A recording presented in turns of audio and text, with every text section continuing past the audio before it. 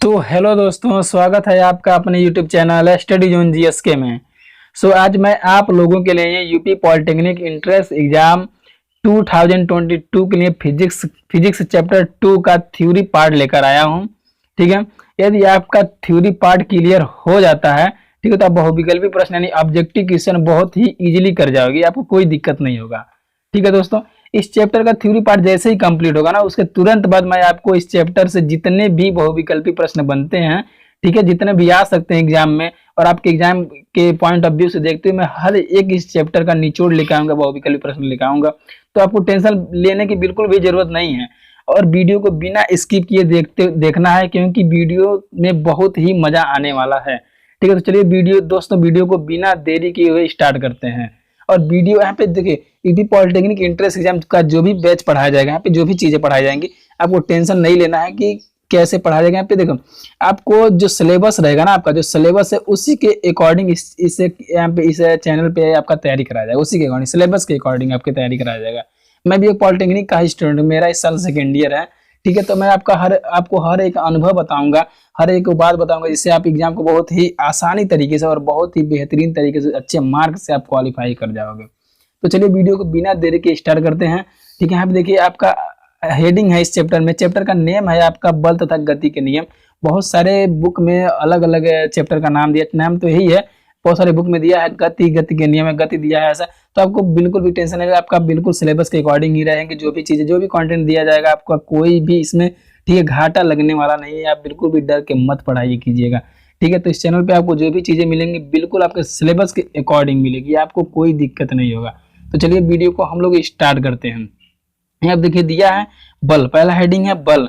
आपको बहुत बेहतरीन तरीके से समझाएंगे और समझाने की कोशिश भी करेंगे अपनी तरफ से। यहाँ पे देखिए लिखा है बल, लिखा है यहाँ पे वह कारक, ठीक है, धक्का खिंचाव, जो किसी पिंड के रूप व आकार व स्थिति में परिवर्तन कर सकता है या किसी पिंड की विराम अवस्था या एक समान गति की अवस्था में परिवर्तन कर सकता है, बल कहलाता है। ठीक है, बल क्या होता है आपको समझ में आ रहा होगा। यहाँ पे देखिए कि बल वह कारक होता है जिसकी सहायता से, ठीक, किसी वस्तु की अवस्था को परिवर्तन कर सकता है। जैसे कि मान लीजिए मैं एक एग्जाम्पल के तौर में आपको एग्जाम्पल के तौर पे मैं आपको समझाना चाहूंगा। जैसे कि मान लीजिए आपके घर में चेयर रहता है, तो चेयर को आप क्या करोगे, उसको पे बल लगा के उठाओगे तभी ना उठेगा, यानी बल लगाओगे तब उसको एक स्थान से दूसरे स्थान तक आप लेके जा सकते हो। यानी बल के द्वारा ही आप उस चेयर की स्थिति को क्या कर दिए, परिवर्तन कर दिए। ठीक है, यानी आप बल नहीं लगाते तो चेयर आपसे उठता नहीं। यानी कि बल वह कारक होता है जिसके द्वारा हम लोग स्थिति यानी अवस्था में परिवर्तन किया जा सकता है। ठीक है, बल कहलाता है। ठीक है, आई होप आपको समझ में आ गया होगा कि बल होता क्या है। यहाँ देखिए बल एक सदिश राशि होता है। आगे क्या लिखा है आपका, बल एक सदिश राशि है, इसका एसआई मात्रक न्यूटन और सीजीएस मात्रक डाइन है। समझ में आया होगा कि यहाँ पे ऑब्जेक्टिव क्वेश्चन 3 क्वेश्चन बन गए यहाँ पे। ठीक है, बल कौन सी राशि होता है, राशि पूछेगा पहले आपका कि राशि क्या होता है, तो बल को बताओगे आप। जो राशि होता है वो सदिश राशि होता है। कौन सा राशि होता है, सदिश राशि होता है। अब फिर पूछ लेगा क्वेश्चन यदि आपसे कि बल का एसआई मात्रक कौन सा है, क्या मात्रक, एसआई मात्रक, तो आप एसआई मात्रक क्या बताओगे, न्यूटन बताओगे। आपका एसआई मात्रक क्या क्या हो जाएगा, न्यूटन हो जाएगा। फिर क्वेश्चन पूछेगा सीजीएस मात्रक, यानी ऐसे क्वेश्चन पूछ सकता है आपसे बल से रिलेटेड। सीजीएस मात्रक क्या बताओगे, तो आप सीजीएस मात्रक बताओगे डाइन होता है। बल का सीजीएस मात्रक क्या होता है, डाइन। कोई यहाँ पे कोई डाउट नहीं होना चाहिए। बल एक सदिश राशि होता है और इसका एसआई मात्रक न्यूटन और क्या नाम है, सीजीएस मात्रक डाइन होता है। तो आप चलिए आगे क्या लिखा है, आगे हम देखते हैं। आगे आपका लिखा है वृत्ति पथ पर गति करने वाले कण। साफ यहाँ पे साफ लिया है, यानी कि वृत्ति पथ पर गति करने वाले कण, वृत्ति पथ है हमारा, इस पर गति करने वाले कण एक बल कार्य करता है जिसकी दिशा सदैव वृत्त के केंद्र की तरफ कार्य होती है, अभिकेंद्री बल कहलाता है। यानी कि मान लीजिए कोई वृत्ति पथ है, मैं आपको यहाँ पे एक वृत्त बना के दिखा दे रहा हूँ, वृत्त है। ठीक है, यहाँ पे वृत्त है और वृत्त पे क्या लिखा है, सॉरी यहाँ पे मैं दिखाऊंगा, यहाँ वृत्त है ना, वृत्त है और कह रहा है वृत्ति पथ पर गति करने वाले कण, कोई कण है यहाँ पे और इस पे क्या कर रहा है, गति कर रहा है, वृत्ति पथ पर गति कर रहा है। ठीक है, तो इसकी जो बल लग रहा है ना, केंद्र की तरफ लग रहा है। यहाँ पे लग रहा है केंद्र की तरफ लग रहा है इसकी बल, क्योंकि वृत्त का केंद्र हमेशा अंदर होता है, बाहर थोड़ी होता है। वृत्त का केंद्र अंदर होता है ना, तो इसके केंद्र की तरफ जो बल कार्य करता है उसे हम लोग वृत्ति अभिकेंद्री बल कहते हैं। यानी कि वृत्त के केंद्र की तरफ जो भी बल कार्य करता है उसे हमें अभिकेंद्री बल कहते हैं। इस बात को समझ लीजिए। यानी कि केंद्र की तरफ, यहाँ पे क्वेश्चन आपको कैसे पूछ सकता है एग्जाम में, क्वेश्चन पूछेगा कि अभिकेंद्री यानी कि केंद्र की तरफ कार्य करने वाले बल को क्या कहते हैं, तो केंद्र की तरफ कार्य करने वाले बल को आप अभिकेंद्री बल कहते हैं, यानी हम अभिकेंद्री बल कहते हैं। तो चलिए यहाँ पे आपको अपकेंद्रीय बल का एक फार्मूला भी दिया गया, F बराबर mv स्क्वायर। F बराबर क्या हो जाएगा, mv स्क्वायर, यानी कि क्वेश्चन में दे देगा आपको कि अपकेंद्रीय बल जो है, ठीक है, अपकेंद्रीय बल है ना, अपकेंद्रीय बल का मान ऐसे दिया गया है, अपकेंद्रीय बल का मान, तो आपका फार्मूला दिया रहेगा, कहीं फार्मूला दिया रहेगा तो नहीं आपको फार्मूला पता रहेगा mv स्क्वायर बटे आर, तो आप फार्मूला को सॉल्व करके चले जाओगे। ठीक है, तो चलिए आगे बढ़ते हैं। यहाँ पे लिखा है कुछ, अब दिया है अपकेंद्रीय, जहाँ यहाँ पे देखो, यहाँ पे जो आपका फार्मूला दिया गया ना उसी के अकॉर्डिंग कुछ दिया गया और कुछ नहीं है फार्मूला के, यानी कि यहाँ पे देखो एम भी स्क्वायर, यानी कि जहाँ पे भी बटे आर स्क्वायर का मान दिया है अपकेंद्रीय त्वरण, और एम का मान यहाँ पे एम है, और एम का मान दिया है द्रव्यमान कण, द्रव्यमान का कण, और यहाँ पे देखो यहाँ पे भी का मान दिया है यानी कण का वेग है, ठीक है, और आर वृत्तीय पथ की त्रिज्या है।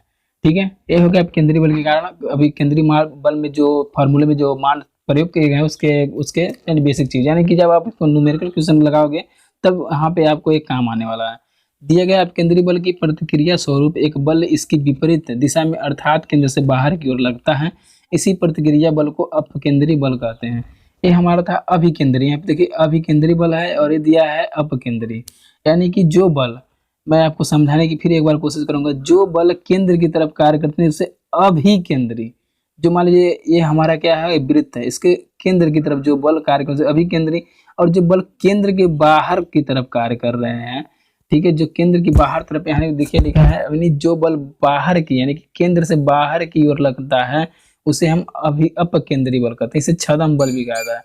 ठीक है, तो यहाँ तक आपको समझ में आ गया होगा कि अभिकेंद्री और अपकेंद्री में फर्क आपको पता चल गया होगा कैसे कहते हैं।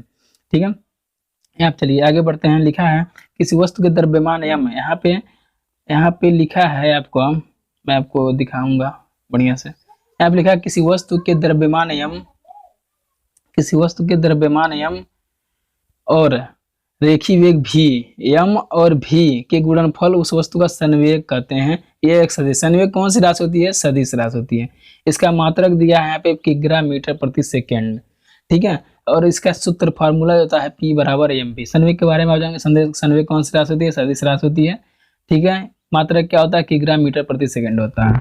यहाँ देखिए फिर अगला टॉपिक है आपका, दिया है यदि कोई बल किसी वस्तु पर कम समय तक कार्यरत रहे तो बल और समय अंतराल के गुणनफल को उस वस्तु का आवेग कहते हैं। I बराबर F गुणे डेल टी।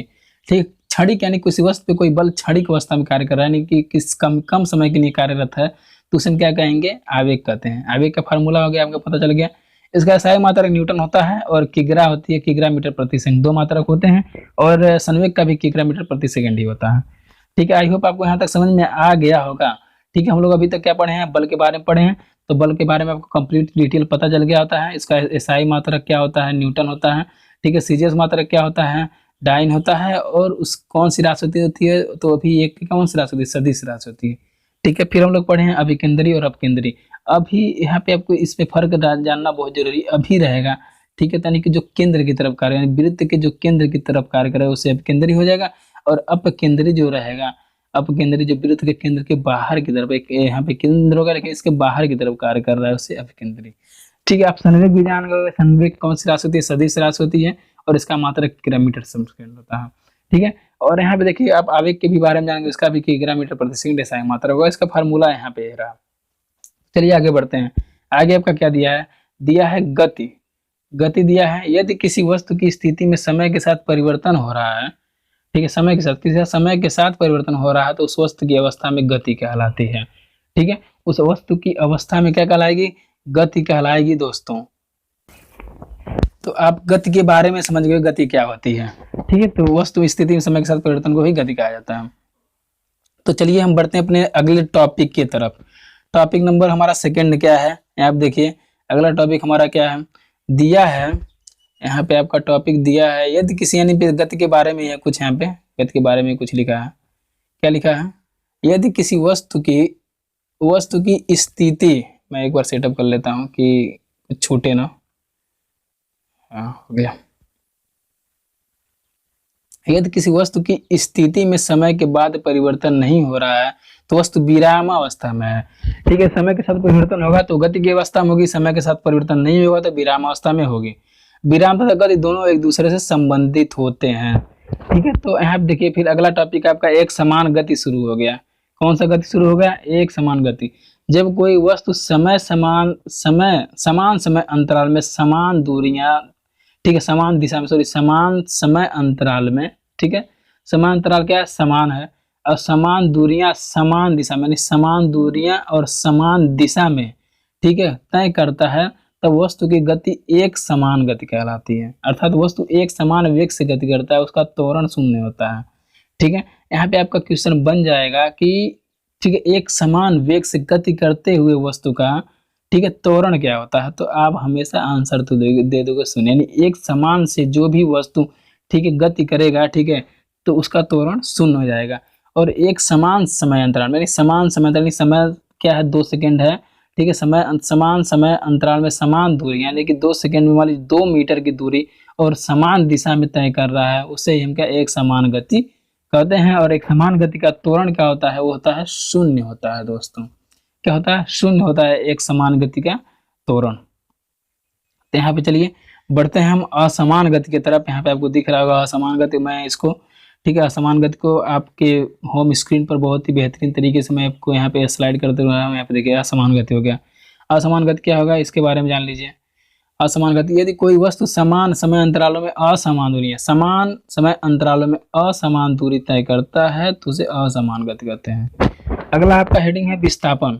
किसी वस्तु की अंतिम स्थिति तथा प्रारंभिक स्थिति के बीच की न्यूनतम दूरी को विस्थापन कहते हैं। अंतिम और प्रारंभिक स्थिति के बीच की जो दूरी होता है ना, मान लीजिए अंतिम है और एक प्रारंभिक है, इसके बीच की जो दूरी होगी यही विस्थापन कहलाता है। ठीक है, यही विस्थापन कहलाएगी। यहाँ पे आप देखिए वस्तु का विस्थापन धनात्मक तथा शून्य हो सकता है। वेरी इंपॉर्टेंट ऑब्जेक्टिव क्वेश्चन बन सकता है यहाँ से आपका।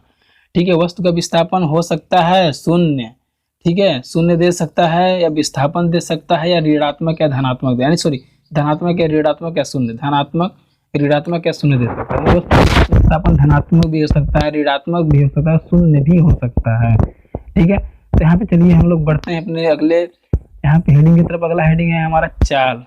ठीक है, यहाँ पे अगला हेडिंग है आपका चाल।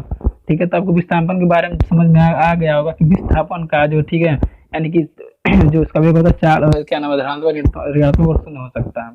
चाल क्या होता है? किसी वस्तु द्वारा इकाई समय में तय की गई दूरी समान के मान उस वस्तु को चाल कहते हैं। इकाई समय में जो दूरी तय कर रहा है उसे ही, उस दूरी को ही क्या होता है, उस वस्तु की चाल कहते हैं। वेग क्या होता है? किसी वस्तु द्वारा इकाई समय में, एकांक समय में तय किया गया विस्थापन, यानी, ठीक है, उसे हम वस्तु का वेग कहते हैं। ठीक है, तो बहुत इजी है सब, इसमें ज्यादा कुछ टाइम वेस्ट करने का कोई मतलब नहीं है। यहाँ पे त्वरण दिया गया है, किसी वस्तु के वेग परिवर्तन की दर को त्वरण कहते हैं। वेग परिवर्तन की दर को, यानी कि कोई वस्तु है पहले 10 किमी प्रति घंटा की चाल से चल रहा है, उसके बाद 12 किमी या 8 किमी प्रति घंटा, यानी कि उसके वेग में परिवर्तन हो रहा है, ठीक है, उसी को हम त्वरण करते हैं। वेग परिवर्तन की दर को त्वरण कहते हैं। आपका अगला हेडिंग है वृत्तीय गति दोस्तों। ठीक है, वृत्तीय गति आपका हेडिंग है, और इसको हेडिंग को बिल्कुल भी इसकी मत कीजिएगा। जब कोई वस्तु किसी वृत्ताकार मार्ग पर गति करता है तो उसे वृत्तीय गति कहते हैं। ठीक है, कोई वस्तु जब वृत्ताकार मार्ग पर, मान लीजिए वृत्त है आपका, इस मार्ग पर कोई वस्तु है, गति कर रहा है ऐसे, ठीक है, गति कर रहा है इस मार्ग पर, कोई कण है, मान लीजिए कण है, इस पर गति कर रहा है, तो उसे हम लोग क्या करते हैं? वृत्तीय गति कहते हैं। जब वस्तु वृत्ताकार मार्ग पर एक चक्कर पूर्ण करती है, वृत्ताकार मार्ग पर कोई वस्तु है वृत्ताकार मार्ग पर एक चक्कर पूरा कर रहा है, ठीक है, तो तब तय की गई दूरी वृत्तीय पथ की परिधि 2πr के बराबर होगी। कोई वृत्त है, इस पर कोई यानी कि कोई कण है, मान लीजिए मैं आपको एक वृत्त बना के दिखा दे रहा हूँ, और इस पे कोई कण है, कण मान लीजिए कोई है, और ये इस पे गति कर रहा है, वृत्तीय पथ की परिधि पर गति कर रहा है, यानी कि पूर्ण करते, एक चक्कर जब पूर्ण करते हैं तो तय की गई दूरी, ठीक है, क्या कहलाएगी? परिधि 2πr के बराबर होगी। तय की गई दूरी वृत्त परिधि की 2πr के बराबर होगी। वस्तु की गति, यहाँ पे वस्तु की गति के बारे में यहाँ पे फार्मूला दिया गया v बराबर 2πr/t। इसको आप लोग क्या कर लीजिएगा, अपनी एक नोट में नोट डाउन कर लीजिएगा, क्योंकि अब जब वो क्या न्यूमेरिकल लगाया जाएगा तो बहुत ही काम आएगा।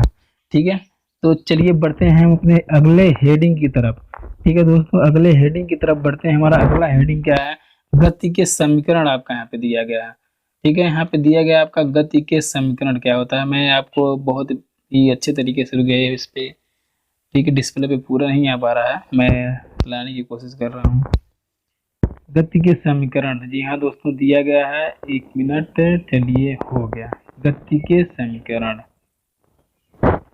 यहाँ पे देखिए क्या लिखा है, जब कोई वस्तु सीधे रेखा में एक समान त्वरण से चलती है तो एक निश्चित समय अंतराल में समीकरण के द्वारा उसके वेग, गति, त्वरण, ठीक है, एक समान त्वरण से चलती है।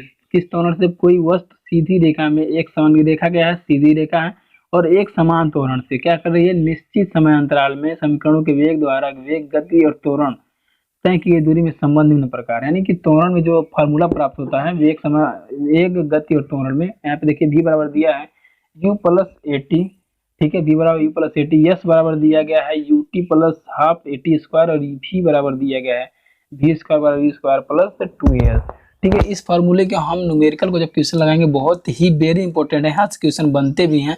ठीक है, तो आपको इन फार्मूले को नोट डाउन कर लेना है, और जब आपका न्यूमेरिकल क्वेश्चन कराया जाएगा, ठीक है, तो आप बहुत ही बेहतरीन तरीके से इसको समझा दिया जाएगा, जिसको आप बहुत ही ठीक है आसान वे में न्यूमेरिकल को लगा लोगे। यहाँ पे क्या दिया है? यहाँ पे देखिए लिया है u बराबर, जहाँ पे आपको जो फार्मूला दिया गया उसके बारे में कौन क्या है उसके बारे में बताया गया है। u बराबर प्रारंभिक वेग होता है, v बराबर अंतिम वेग होता है, a बराबर होता है त्वरण, ठीक है, और t बराबर समय तथा s बराबर t में चली गई दूरी। t बराबर समय हो जाएगा, s बराबर t समय में चली गई दूरी होता है। u बराबर प्रारंभिक वेग, v बराबर अंतिम वेग, a बराबर त्वरण, और t बराबर समय, और s बराबर t समय में चली गई दूरी, यही होता है।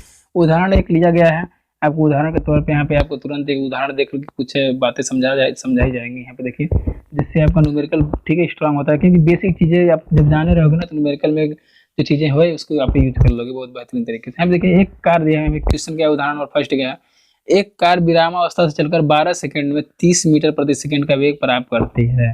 ठीक है, यानी कि टी है, टी सेकंड में चल रहा है, टी का मान दे दिया है आपका, क्या दिया है? 12 सेकंड दिया है, ठीक है, सेकंड दे दिया है आपका 12 सेकंड, और 30 मीटर प्रति सेकंड का वेग प्राप्त करती है। v बराबर दे दिया गया है आपका 30 मीटर प्रति सेकंड। ठीक है, v क्या होता है? ये अंतिम वेग होता है। ठीक है, त्वरण बराबर होगा अंतिम वेग माइनस प्रारंभिक है, v हो गया अंतिम वेग और प्रारंभिक वेग बटे t होता है। अंतिम वेग का मान क्या होता है? 30 दिया है आपका, v का मान 30 रखा गया है, और u यानी कि प्रारंभिक वेग का मान नहीं दिया गया तो यहाँ पे हम लोग शून्य मान लेंगे, और t का मान है, t के स्थान पे हम रखा जाएगा 12 यानी 12 रखा जाएगा, तो आपका हो जाएगा यानी कि 30/12, यानी कि मान जीरो है तो 30 में से जीरो नहीं घटेगा तो आपको बचेगा यहाँ पे 30/12। तो आप इसको 6 से काटोगे ना, 6 से काटोगे तो 6 × 30 हो जाएगा, और 6 दूनी 12 यानी कि 5/2। यहाँ पे दिया है आपका 5/2, यानी कि आपका कितना हो जाएगा? 2.5। जब यहाँ पे आप भाग दोगे ना 2 में 5 से तो 2.5 मीटर प्रति सेकेंड आपका आंसर आ जाएगा। ठीक है, तो आपको समझ में आया होगा, छोटा सा बेसिक था, यहाँ पे बेसिक जो उदाहरण लिया गया बेसिक था, आपको समझ में आया होगा। यहाँ पे देखिए अगला है उस कार का त्वरण। यहाँ पे आपका दिया गया एक कार विराम अवस्था से चलकर 12 सेकंड में, थोड़ी मैं क्वेश्चन को पूरा नहीं पढ़ पाया हूँ और तो डायरेक्ट आपको बता दिया हूँ, ठीक है, लेकिन आपको समझ लेना है 30 मीटर प्रति सेकंड का वेग प्राप्त करती है। तो पहला ऑप्शन दिया उस कार का त्वरण निकालिए, दूसरा दिया है तय की गई दूरी, अथवा तीसरा दिया 7 सेकंड के पश्चात वेग ज्ञात कीजिए।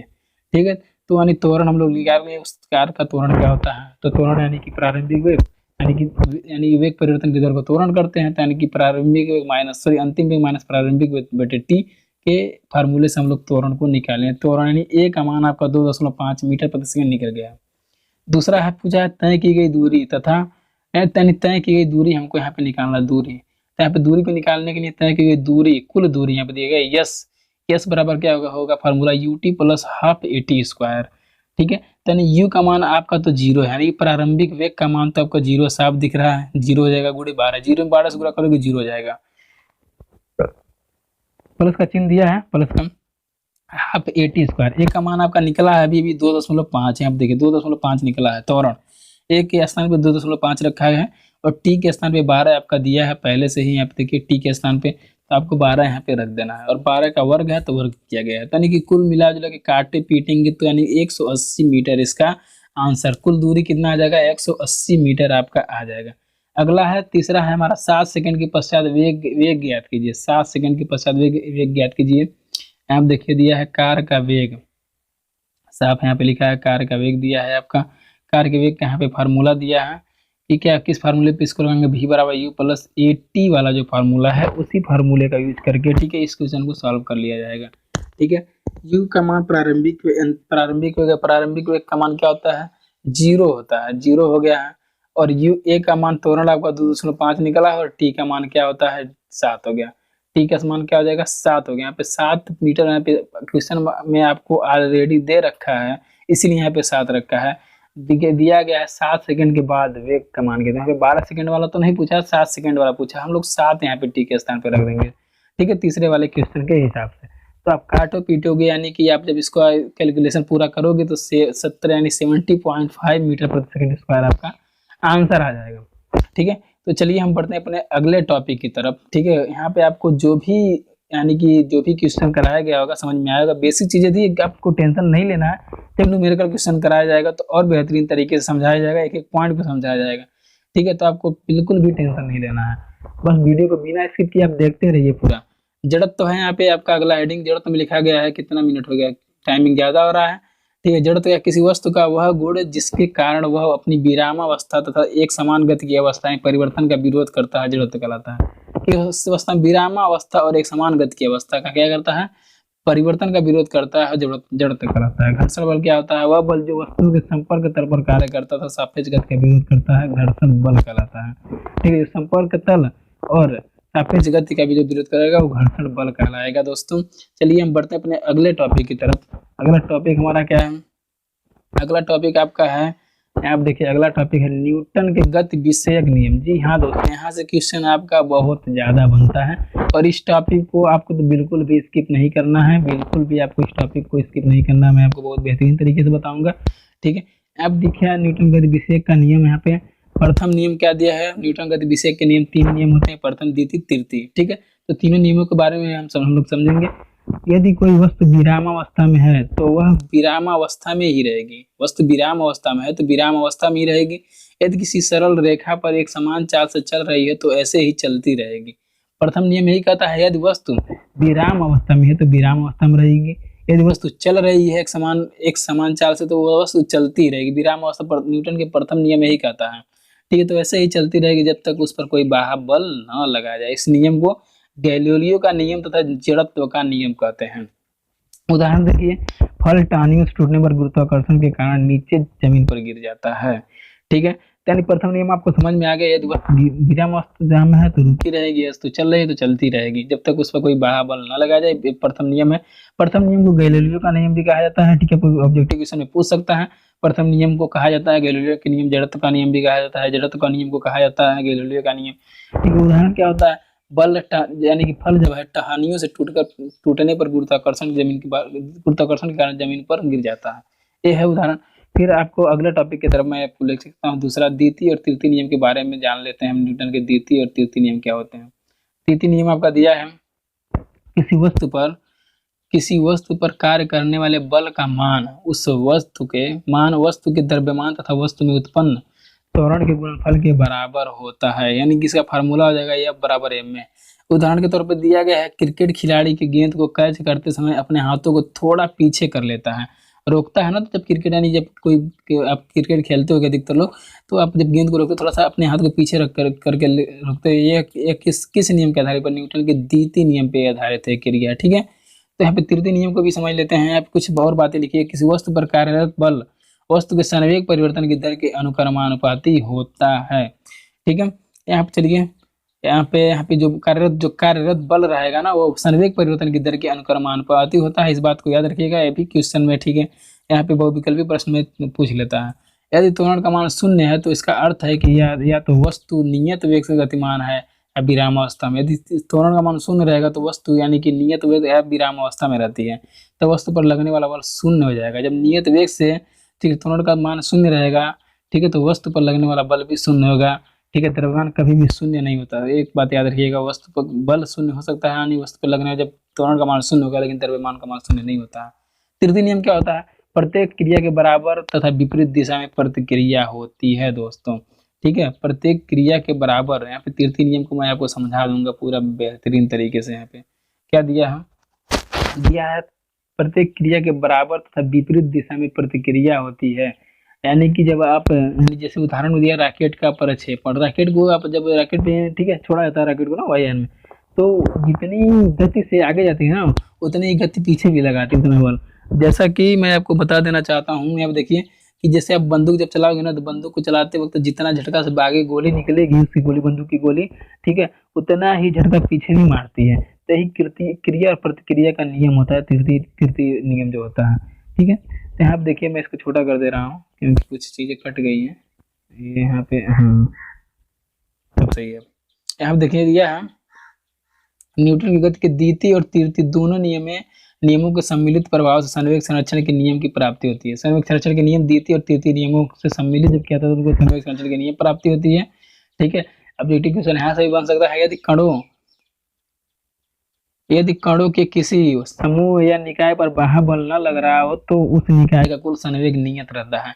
यह संवेग संरक्षण का नियम होता है दोस्तों। ठीक है, यहाँ पे आप चीजों को यहाँ तक आपको समझ लेना है, कुछ है नहीं, बहुत इजी है। कहलाता है P प्रारंभिक और P बराबर अंतिम हो जाएगा और P MB स्क्वायर। ठीक है, यहाँ पता नहीं किसका बाइक शुरू हो गया। अब देखिए P प्रारंभिक बराबर P अंतिम, MB बराबर प्रारंभिक और MB बराबर अंतिम। ठीक है, इस चीज को आपको याद रखना है क्योंकि एग्जाम एक है ना ऑब्जेक्टिव के क्वेश्चन में पॉइंट ऑफ व्यू से बहुत बेहद इंपॉर्टेंट है। तो इस वीडियो में बस इतना है दोस्तों, क्योंकि मुझे और काम, मुझे भी पढ़ाई करनी है। ठीक है, मेरा भी एग्जाम है, तो बस इस वीडियो में इतना ही और मिलते हैं आपसे नेक्स्ट वीडियो में दोस्तों, आपसे नेक्स्ट वीडियो में। और इस चैप्टर का जो थ्योरी चैप्टर यानी जो थ्योरी में लोग पढ़े हैं इस चैप्टर सेकंड चैप्टर, इसका थ्योरी चैप्टर कंप्लीट हो गया। मैं आपको अब यानी कि बहुत विकल्पी प्रश्न जिससे ऑब्जेक्टिव क्वेश्चन बोला जाता है, ऑब्जेक्टिव क्वेश्चन कम से कम इस चैप्टर से 30, 25, 30 के जो भी बन सकते हैं। ठीक है, एक भी ऑब्जेक्टिव क्वेश्चन आपको छोड़ा नहीं जाएगा, सब एक सारे क्वेश्चन लाया जाएगा। नेक्स्ट वीडियो इसी चैप्टर पे से रिलेटेड और इस चैप्टर से रिलेटेड और ऑब्जेक्टिव क्वेश्चन रहेंगे। ठीक है, तो मिलते हैं बस इसी वीडियो में, सॉरी नेक्स्ट वीडियो में। यदि वीडियो आपको अच्छा लगा हो तो वीडियो को लाइक, शेयर, सब्सक्राइब करना मत भूलिएगा और बेल आइकन को दबाना तो आप बिल्कुल भी मत भूलिएगा, क्योंकि अगले वीडियो का जो नोटिफिकेशन आएगा आप तक बहुत ही आसानी से पहुंच जाएगा दोस्तों। ठीक है, तो चलिए मिलते हैं नेक्स्ट वीडियो में। इस वीडियो में बस इतना ही।